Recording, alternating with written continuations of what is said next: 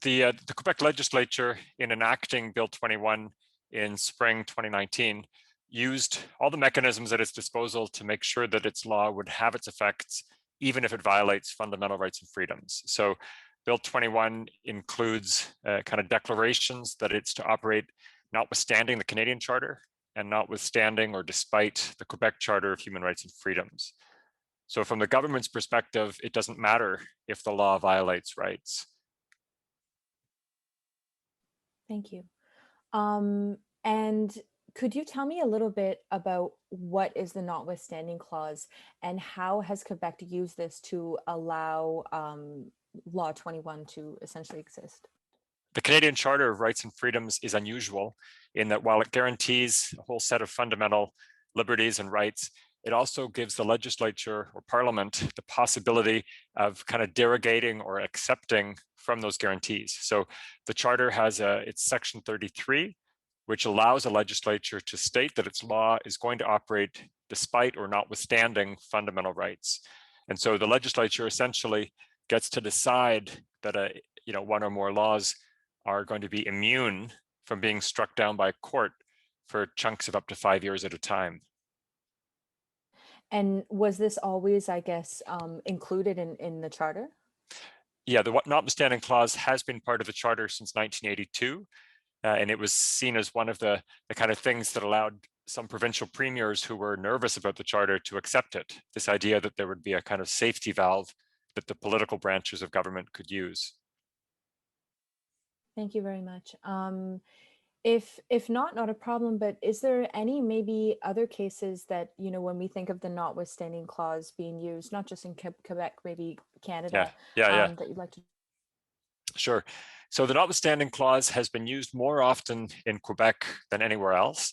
And it was most famously used, I think, to protect Quebec's Charter of the French Language, or Bill 101. So for some time in the 1980s, the Charter of the French Language limited freedom of expression by requiring that French be the only language used in some commercial contexts. And the Quebec legislature had protected that law with the Charter's notwithstanding clause. And when the 5-year use of the notwithstanding clause lapsed, parts of Bill 101 were then struck down by the Supreme Court of Canada. Great, thank you for sharing that. And is there anything that the federal government can do despite this clause to oppose Bill 20? So there was a trial held in Montreal in fall 2020 in which the Superior Court of Quebec heard a number of challenges to Bill 21.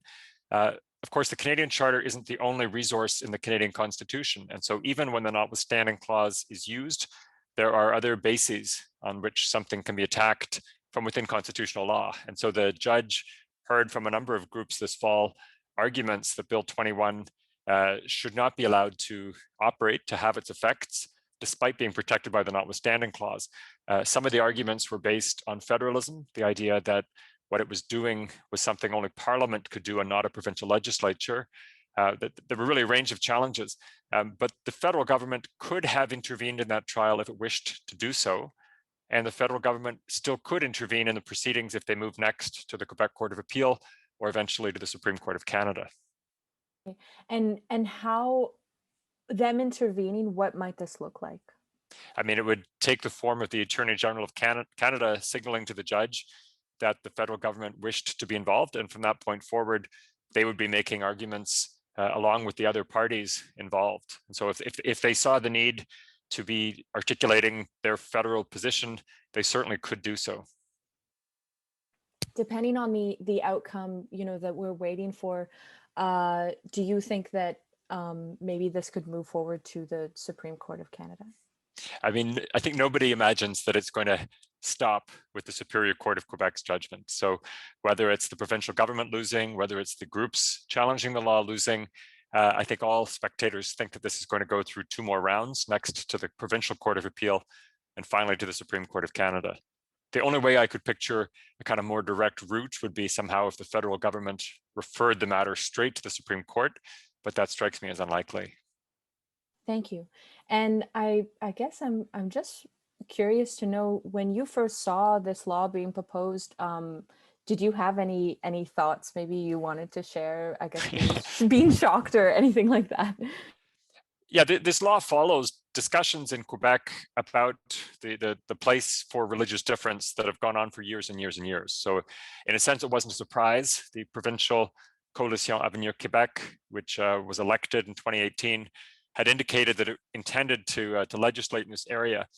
But what I find so distressing about it is that in doing so, the government, in a sense, departs from the province's own Charter of Human Rights and Freedoms. So Quebec was a pioneer in this country in protecting human rights. It's had its own human rights charter since the 1970s, before the Canadian Charter. And what was really distressing was to see the government talking about human rights and guarantees as if those were somehow impediments to be overcome. Those were things getting in the way of the realization of the Quebec nationalist project. I think that's a real shame, not to be proud of the heritage in this province of valuing pluralism and fundamental freedoms. And do you think that maybe this case, I guess this law being passed, do you worry that maybe other cases involving human rights might be brought to the table? Sure. I mean, once you use some, so let me stop again. The notwithstanding clause is, it's a part of the Canadian Charter. It's there to be used by legislatures as they see fit. But where I see a precedent that concerns me is that the provincial government, in using the notwithstanding clause to protect Bill 21, didn't explain carefully why it was necessary and why it was nonetheless taking into account the perspective of the minority groups affected. Instead, it just said that the public wants this.